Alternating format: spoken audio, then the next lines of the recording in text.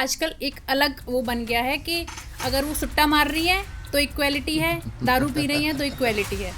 तो इक्वालिटी की परिभाषा थोड़ी चेंज हो गई है, जिसकी वजह से शायद इतने ज़्यादा डाइवोर्स केसेस भी हो रहे हैं, चीज़ें हो रही हैं। समय और परिस्थितियाँ सदा एक जैसी नहीं रहती।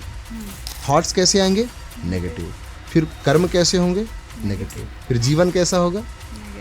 आपने गंदी चीज़ों को लाइक किया, आजकल तो सब कुछ अवेलेबल है, आपने टक टक टक टक किया, चीज़ें खुल गई। आपके एल्गोरिदम ने अगर पॉजिटिविटी चीज़ें आपके अंदर देना शुरू कर दिया तो उससे आपके विचार, फिर उससे कर्म, उससे आपका पूरा जीवन पॉजिटिव हो जाएगा। लेकिन वो जस्ट रील नहीं है, वो रील अंदर जा करके आप भूल गए, आपका मन नहीं भूला।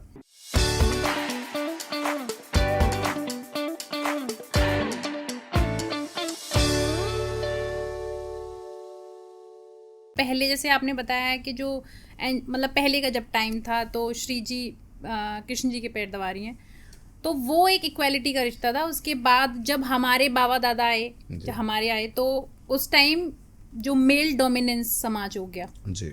इस टाइम भी कहीं कहीं है, लेकिन अभी जब क्योंकि फीमेल अपना वो इक्वालिटी जब मांग रही हैं तो वो इक्वालिटी एक अलग डायरेक्शन में मांग रही हैं। क्योंकि जो लेडी है अगर वो इक्वालिटी मांग रही है तो वो इक्वालिटी आजकल एक अलग वो बन गया है कि अगर वो सुट्टा मार रही है तो इक्वालिटी है, दारू पी रही है तो इक्वालिटी है।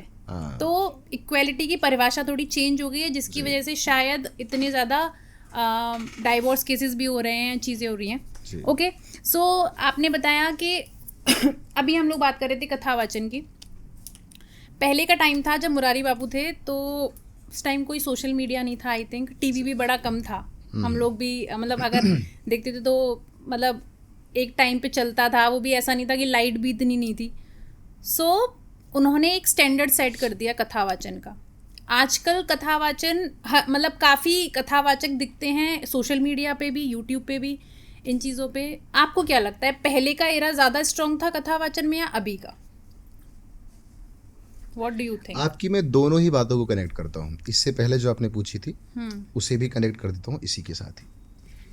देखिए, समय और परिस्थितियां सदा एक जैसी नहीं रहती है। समय हमें क्या करता है? समय सबसे बड़ा शिक्षक है। Time is a best teacher for ever. हमने ये सीखा अपने प्राचीन काल से कि किस प्रकार से हमारी प्रक्रिया थी सनातनी, जिसको वास्तविक हम सनातन धर्म कहेंगे या सनातन संस्कृति, सनातन रिवाज कहेंगे, जो मैंने आपसे चर्चा करी थी। उसके बाद चीज़ें चेंज हुई, उसके बाद हम गुलाम रहे बहुत समय तक, हमारे पूरे कल्चर को विभत्स किया गया, तोड़ा गया, मोड़ा गया। फिर उसके बाद एक टाइम आया, उसके बाद शिक्षा की पूरी पद्धति बदल गई, सिखाने का ढंग बदल गया, और धीरे धीरे धीरे अब जो ये टाइम आ गया है, डिजिटल टाइम आ गया है, जिस टाइम में मैक्सिमम लोग अब फिजिकली एक्टिव नहीं है, बल्कि एक तरीके से बोला जाए तो सब ऑनलाइन है ना, फोन में सब मेंटली इन्वॉल्व ज़्यादा है चीज़ों में। यस। फिजिकली इन्वॉल्वमेंट कम है, मेंटली इन्वॉल्वमेंट ज़्यादा है, और ये सबसे रिस्की बात है। ध्यान रखना, आपका जो ये मन है, ध्यान रखिएगा, ये सबसे बड़ा खिलाड़ी है। मन कैसे बनता है? मन वो तल है आपके, जो हमारी बॉडी है ये दो तरह की होती है। एक स्थूल बॉडी होती है, एक सूक्ष्म बॉडी होती है। स्थूल बॉडी वो होती है जो दिखती है, सूक्ष्म बॉडी वो होती है जो नहीं दिखती, दिखने वाले के भीतर एडजस्ट करती है। जो बाहर की दिखने वाली बॉडी होती है वो 24 तत्वों से मिलकर बनती है। 5 ज्ञानेंद्रियां, 5 कर्मेंद्रियां, 5 महाभूत, 5 तन्मात्रा और 4 अंतःकरण चतुष्टय। और उसके बाद जो हमारा सूक्ष्म शरीर होता है वो 4 चीज़ों से बनकर बनता है, मन, बुद्धि, चित्त और अहंकार। ये जो सूक्ष्म तत्व है, सूक्ष्म शरीर है, इसमें ही एक केंद्र है मन, बुद्धि, चित्त, अहंकार। इन चारों का जो निचोड़ है, इसमें एक मन भी आ गया, बुद्धि भी आ गया, चित्त भी आ गया और अहंकार भी आ गया। ठीक है। इसमें जो मन होता है, मन क्या करता है? मन आपकी 5 सेंसेस से दी हुई जानकारी को स्टोर करके रखता है। 5 सेंसेस कौन कौन सी हैं? आपकी आंख से जो आप देखते हो, कान से जो आप सुनते हो, नाक से जो आप गंध लेते हो, जिह्वा से जो आप स्वाद लेते हो, और त्वचा से जो आप स्पर्श करते हो। ये सारी सेंसेस नॉलेज के रूप में मन में एकत्रित होती है, राइट।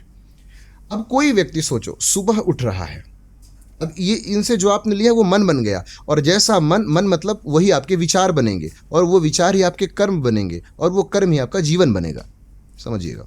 अब कोई व्यक्ति सुबह उठ रहा है, सुबह उठते ही वो आंखों से वल्गैरिटी देख रहा है, कानों से वल्गैरिटी सुन रहा है, नासिका से वल्गैरिटी या नशे ले रहा है, स्पर्श से वल्गैरिटी कर रहा है। तो जिसका ये सारे सेंसेस वल्गैरिटी या नेगेटिविटी के कांटेक्ट में आएंगे तो भीतर कैसी एनर्जी जाएगी? Negative energy. तो थॉट्स कैसे आएंगे? नेगेटिव। फिर कर्म कैसे होंगे? नेगेटिव। फिर जीवन कैसा होगा? नेगेटिव।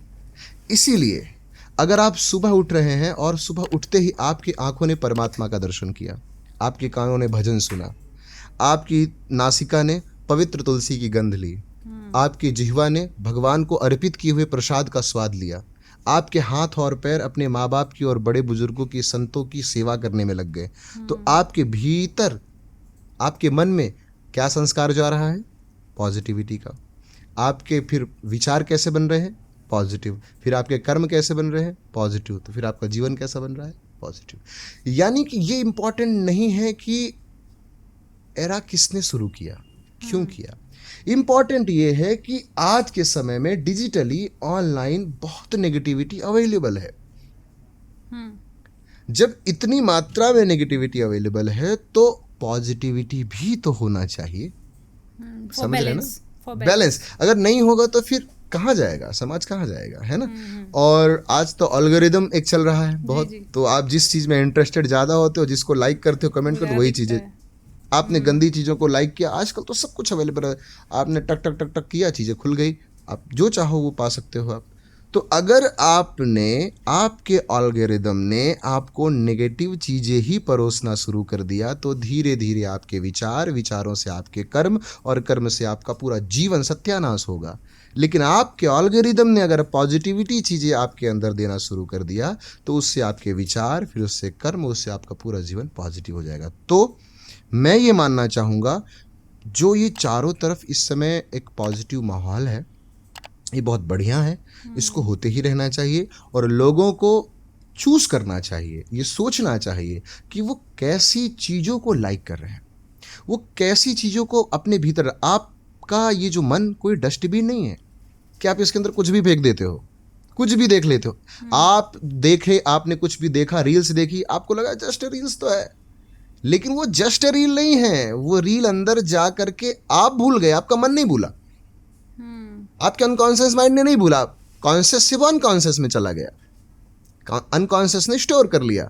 फिर कोई दूसरी आपने रील देखी, हाँ बड़ा मजा है, आपको भूल गया। फिर वो क्या हुआ, आप तो भूल गए लेकिन आपके अनकॉन्शियस ने नहीं भूला।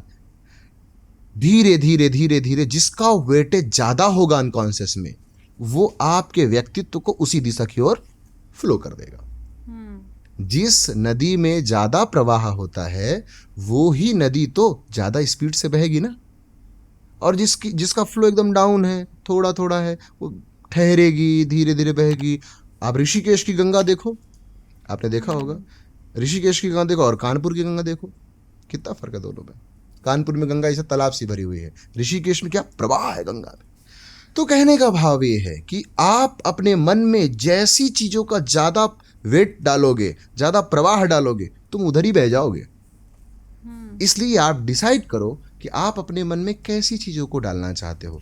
अगर आप स्पिरिचुअलिटी को डालोगे तो डेफिनेटली आपका आउटपुट स्पिरिचुअल होगा और पॉजिटिव होगा।